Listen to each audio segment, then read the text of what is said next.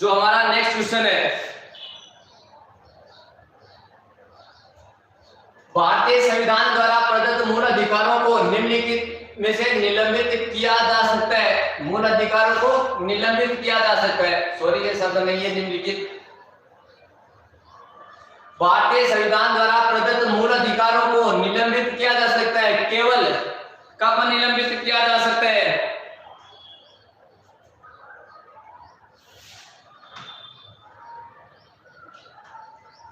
बताओ। देखिए ऑप्शन एक है संसद द्वारा पारित अधिनियम द्वारा, संविधान संशोधन द्वारा, राष्ट्रीय आपातकाल की घोषणा के दौरान या सर्वोच्च न्यायालय द्वारा।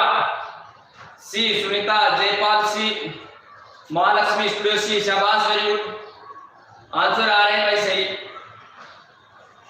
सभी का आंसर सही आ रहा है सी। केवल राष्ट्रीय आपातकाल के दौरान ही मूल अधिकार निलंबित किए जा सकते हैं, अन्यथा मूल अधिकार निलंबित नहीं किए जाते हैं। और राष्ट्रीय आपातकाल संविधान के कौन से अनुच्छेद के तहत लगता है? बताओ। देखिए राष्ट्रीय आपातकाल संविधान के कौन से अनुच्छेद के तहत लगता है? राष्ट्रीय आपातकाल संविधान के कौन से अनुच्छेद के तहत लगता है? आंसर तो देखिए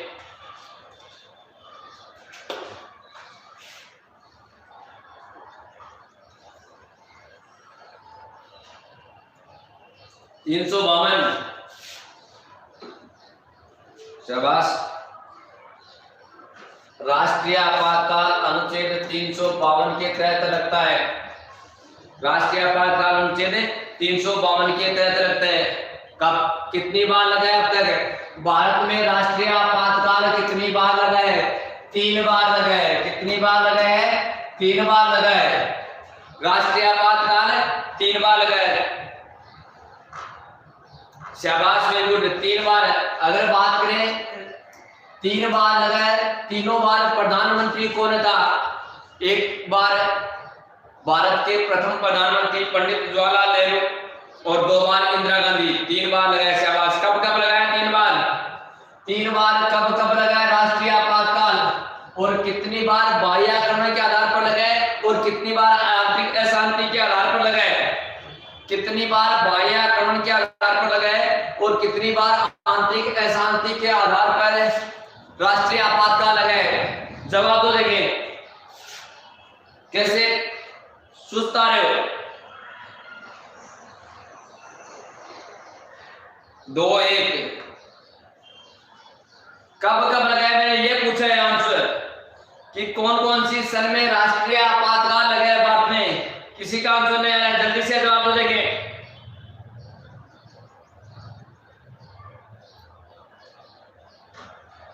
जवाहरलाल नेहरू के बारे में नहीं पूछा है चिरंजीलाल, मैंने ये पूछा है कि कब कब भारतीय संविधान के द्वारा राष्ट्रीय आपातकाल की घोषणा की गई है। 3 बार की गई है, सबको पता है। सन के बारे में पूछा है।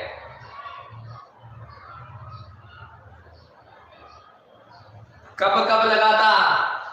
बताओ। देखें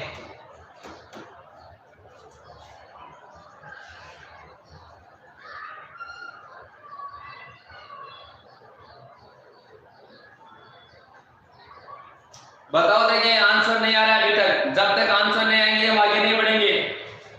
61, 73 और 75। शाबाश। नंद किशोर 1962। चिरंजीलाल। शाबाश।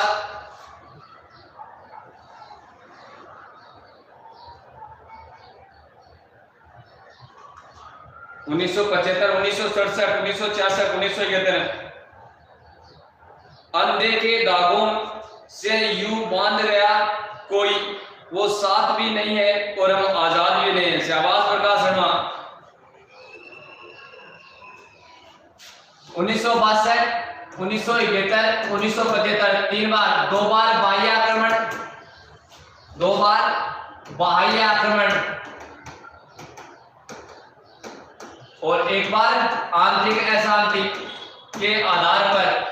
1 बार आंतरिक अशांति के आधार पर। 3 बार लगा राष्ट्रीय आपातकाल 1962, 1971 और 1975। आंतरिक अशांति। अब वर्तमान में आंतरिक अशांति के स्थान पर कौन सा शब्द जोड़ा गया है? सशस्त्र विद्रोह शब्द जोड़ा गया है। आंतरिक अशांति के स्थान पर सशस्त्र विद्रोह शब्द जोड़ा गया है।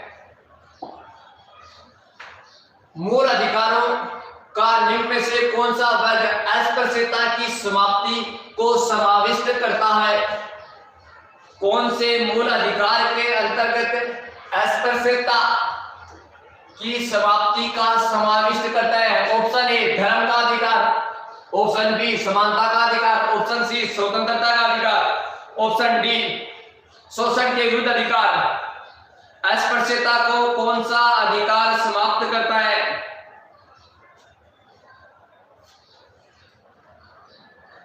बंसीराम शाबाश। ए नहीं है भाई, धर्म का अधिकार, धार्मिक स्वतंत्रता का अधिकार थोड़ा है अस्पृश्यता। कौन से अनुच्छेद में? प्रकाश लावणी करे, शाबाश नाले, लावणी भी तो करनी पड़े, पर लागे तो नहीं कहने तू लावणी करे। बी निकुलमार डी, डी नहीं है भाई। अरे अभी बताया था अस्पृश्यता संविधान के कौन से अनुच्छेद में है? अभी बात हुई थी अनुच्छेद 17 में है, अनुच्छेद 17 में अस्पृश्यता है। अगर अनुच्छेद 17 में अस्पृश्यता है तो फिर कौन से अधिकार में होगा?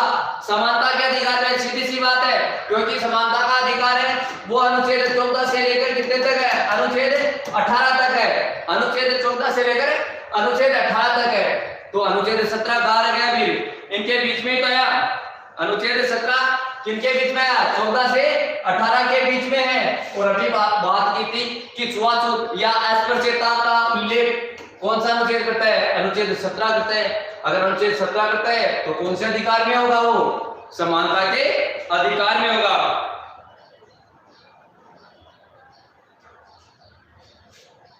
धर्म का अधिकार 25 से 28 में, स्वतंत्रता का अभी देख रहा था 19 से 22 में, और शोषण के विरुद्ध 23 से 24 में। कितनी बार कल से अब तक लगभग हर अधिकार को हमने 3-3, 4-4 बार देख लिया है कि कौन से अनुच्छेदों में, और यही समझ आती है कि अनुच्छेद याद नहीं रहते।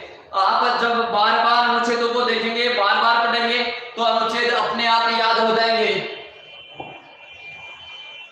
अगला क्वेश्चन आता है, मूल अधिकारों को परिवर्तित करने के लिए रिट जारी कर सकते हैं? मूल अधिकारों को परिवर्तित करने के लिए रिट किसके द्वारा जारी की जाती है? रिट कौन जारी करता है? अभी यह शब्द काफी चर्चा में है, रिट शब्द भी वैसे काफी चर्चा में है, और रिट ही लिख दिया है सर ने। रिट होता है वैसे, सौरभ जी सर ने क्या लिख दिया है? रीट लिख दिया है, और ये शब्द भी काफी चर्चा में चल रहे हैं। बताओ देखिए, रीट कौन जारी करता है? रीट किसके द्वारा जारी करते हैं? जिला न्यायालय, राष्ट्रपति, केवल उच्चतम न्यायालय, उच्चतम न्यायालय और उच्च न्यायालय दोनों? सी शाबाश, सभी का आंसर सी आ रहा है, वेरी गुड। कौन कर सकता है? सी। वाह, कैसे कर सकता है? केवल उच्चतम न्यायालय। सही प्रश्न को पढ़ो पूरे को। रीट जारी करने का अधिकार केवल उच्चतम न्यायालय को है, या उच्चतम और उच्च न्यायालय दोनों को है? मेरे हिसाब से तो दोनों को है। आप कैसे सी आंसर दे रहे हो? अनुच्छेद 32 में तो उच्चतम न्यायालय करता है, अनुच्छेद 226 अंतरिम रिलीफ, एक अन्य प्रकार की रीट जारी करता है उच्च न्यायालय। फिर कैसे आप सी आंसर दे रहे हो? अनुच्छेद 32 और अनुच्छेद 226, 32 में उच्चतम या सर्वोच्च न्यायालय, 226 में उच्च न्यायालय या हाई कोर्ट जो होते हैं उनके द्वारा रिट जारी की जाती है।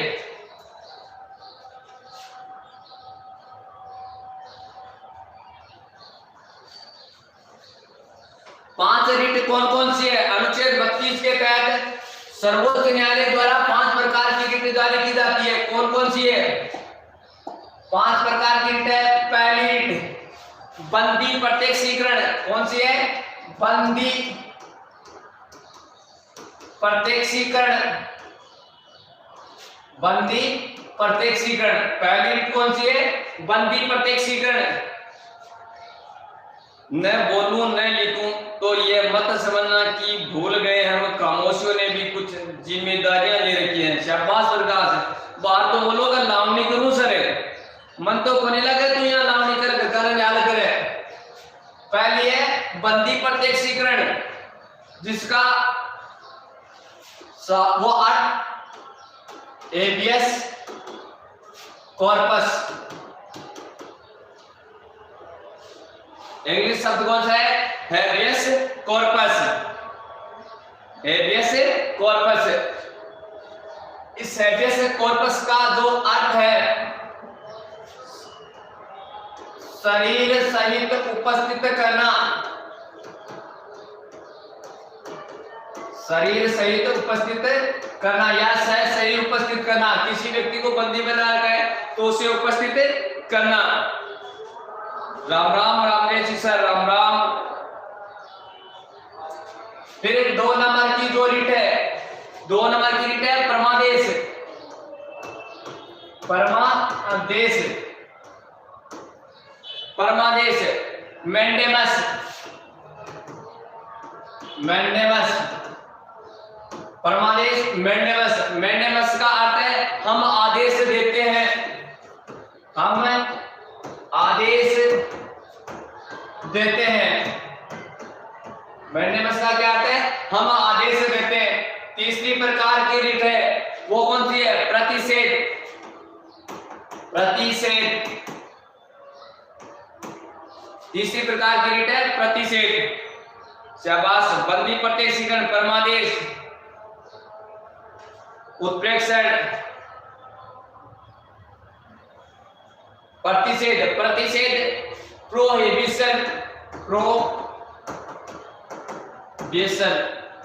प्रोहिबिशन, जिसका अर्थ होता है किसी कार्य को निषेध करना, किसी कार्य को निषेध करना, किसी कार्य को निषेध करना, निषेध करना,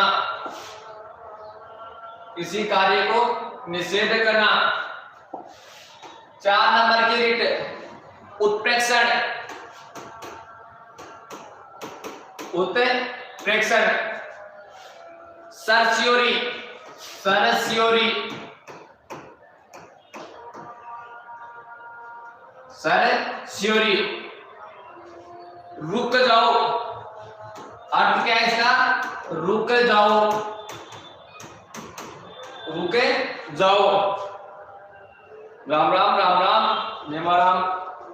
चाय पीऊं सर के प्रकाश के चाय पीऊं जरा लिख लो है तुम तो बेटे बेटे। अरे नन्हे लिख पाऊं चुका है क्या? 2 आंख पट ले। 5वीं प्रकार की अधिकार प्रचा, अधिकार प्रचा, अधिकार प्रचा। 5 प्रकार की कौन सी है? अधिकार प्रचा। को वारंटो, को वारंटो, को वारंटो। किस अधिकार से, किस अधिकार से, अर्थ क्या है? किस अधिकार से। ये 5 प्रकार की रीट है जो सर्वोच्च न्यायालय द्वारा जारी की जाती है। कितने प्रकार की रीट है? 5 प्रकार की रीट है जो सर्वोच्च न्यायालय द्वारा जारी की जाती है।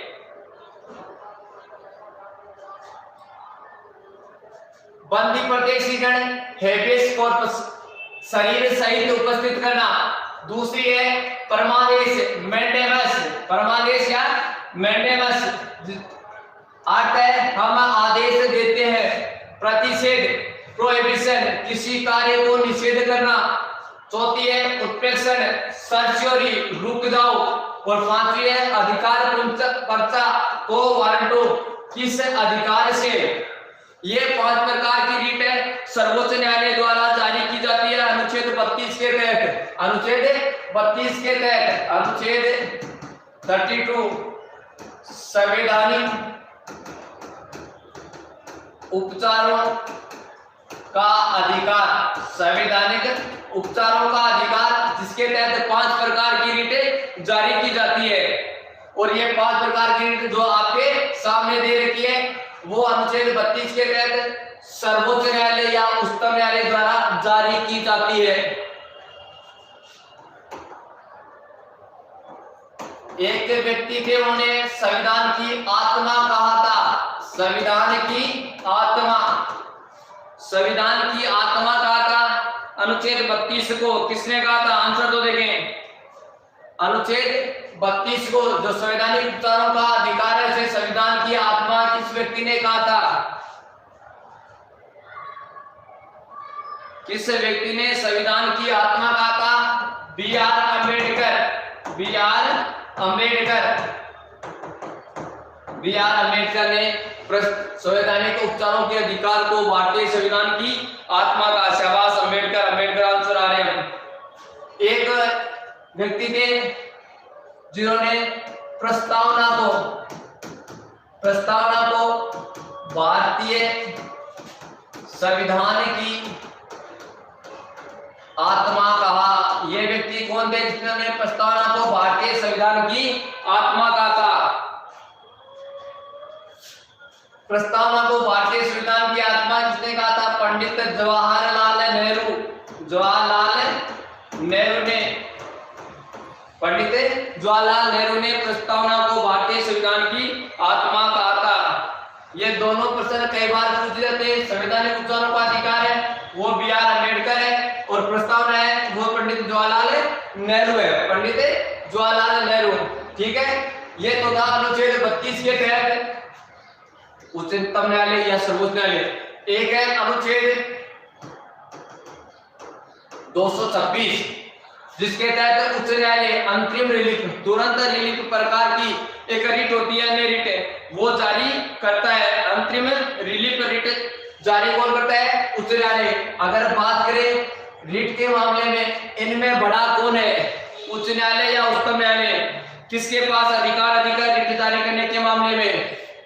तो हम बताएंगे वो है उच्च न्यायालय। 5 तो ये करता है और 6वीं करता है अंतरिम रिलीफ की। सर्वोच्च न्यायालय 5 करता है और उच्च न्यायालय 6 प्रकार की रिटें जारी करता है। अगला क्वेश्चन है हमारा, सही उत्तर दीजिए। अनुच्छेद 15(1) निश्चित करता है कि राज्य किसी नागरिक के साथ केवल निम्न आधार पर भेदभाव नहीं करेगा। नागरिक के साथ निम्न आधार पर भेदभाव नहीं करेगा। कौन से आधार पर भेदभाव नहीं करेगा? 4 ऑप्शन आपके सामने है। ऑप्शन ए धर्म, मूल वंश, लिंग तथा जन्म स्थान। ऑप्शन बी धर्म, मूल वंश, लिंग, जन्म स्थान तथा वंश।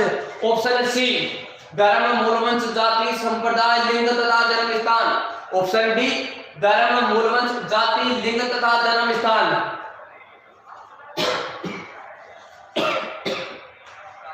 बताओ देखिए, किसके आधार पर अनुच्छेद 15(1) में लिखा गया है कि राज्य नागरिकों के साथ भेदभाव नहीं करेगा? 4 ऑप्शन आपके सामने, अभी हमने शुरू में बात की थी। ऑप्शन सी, ऑप्शन डी, शाबाश, ऑप्शन सी। प्रश्न को देखो, ध्यान से पढ़ो और फिर जवाब दो, क्योंकि जो ये ऑप्शन आपके सामने चारों वो एक जैसे ही है। लगता है कि ये इसका आंसर है, पहला ही लगता है आंसर है, दूसरा भी ये लगता है ये आंसर है, तीसरा लगता है ये आंसर है, चौथा लगता है ये भी आंसर है। चारों एक जैसे ही ऑप्शन है, तो सही पढ़ो। बैक यहाँ हो भाई, बैक को नहीं रहे। डी, शाबाश, very good, Mahalakshmi studio, D, शाबाश। 5 आधार हमने अभी पढ़े थे।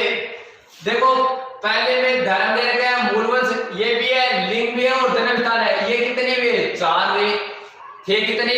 5 थे कितने? 5। दूसरे में दे रखा है धर्म, मूल वंश, लिंग, जन्म स्थान। ये सही वंश है, ये वंश नहीं है, इसके स्थान पर दूसरा शब्द है। फिर तीसरा ऑप्शन है धर्म, मूल वंश, जाति, संप्रदाय शब्द नहीं है, इसका मतलब ये भी नहीं है।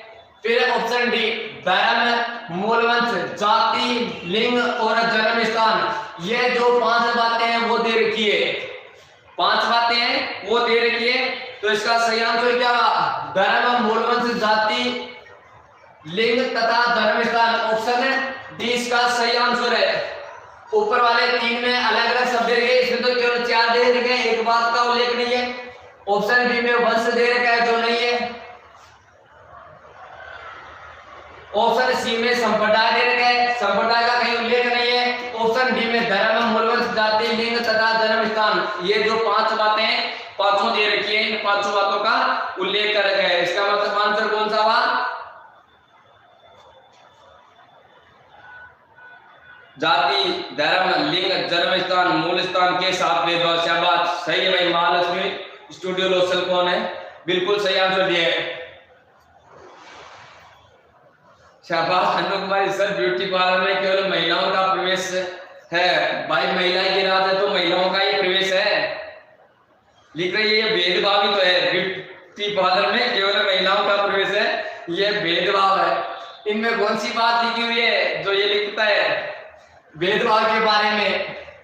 कौन से शब्द में लिखा हुआ है ब्यूटी पार्लर में जाना? और वो ब्यूटी पार्लर याद आ गया था नहीं, यहाँ को नहीं 2 आप पढ़ लिया वहां। क्यों सर? लिंग के आधार पर हुआ ना भेदभाव। शाबाश, यहाँ की बातों को तो गणिया है। भारत के संविधान का कौन सा अनुच्छेद विधायी है? सॉरी, विधायी कार्यों के न्यायिक पुनरावलोकन की शक्ति प्रदान करता है।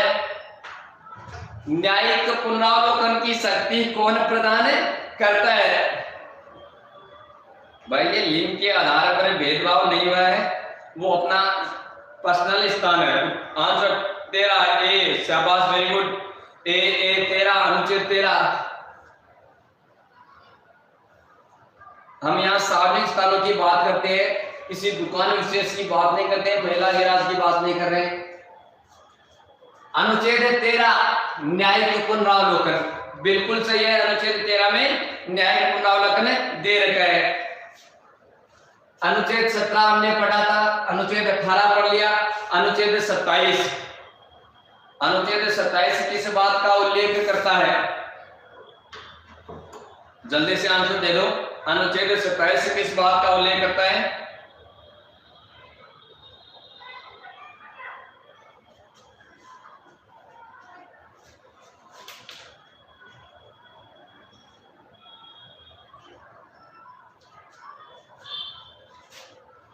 अनुच्छेद 27 किस बात का उल्लेख करता है? बट जल्दी से आंसर तो देखिए।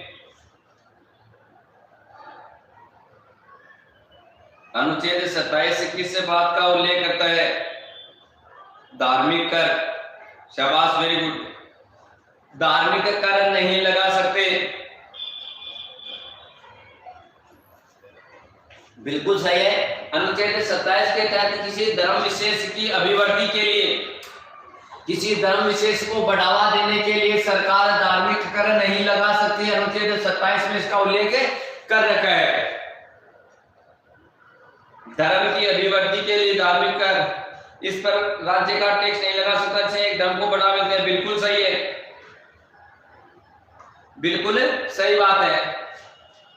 जो ये हमारी क्लास चल रही है 10 का दम, रोज शाम 6 बजे से शुरू होती है, 7 बजे तक चलती है। आपका जो ये सहयोग है वो बना रहे। जब आप आओगे तभी हमारा मनोबल बढ़ेगा, तभी हम क्लास ले पाएंगे। अगर आपने सहयोग नहीं दिया तो क्लास कहां से ले पाएंगे? आपका ये जो सहयोग बना है आज हमारे लिए, वो एक मोटिवेशन से कम नहीं है। और पूरी हुई के भाई, पूरी तो होनी ही था। लेट आई जाए, मैं कहीं करूंगी को है, मैं तो लेट हुई जना, तो ही लेट हुई तो भाई ना टाइम पर आया तो ठीक है। धन्यवाद आप सभी का जुड़ने के लिए सक्सेस एग्जाम चैनल पर। मैं आशा करता हूं आपका ये जो सहयोग है यूं ही बना रहेगा सक्सेस एग्जाम के लिए।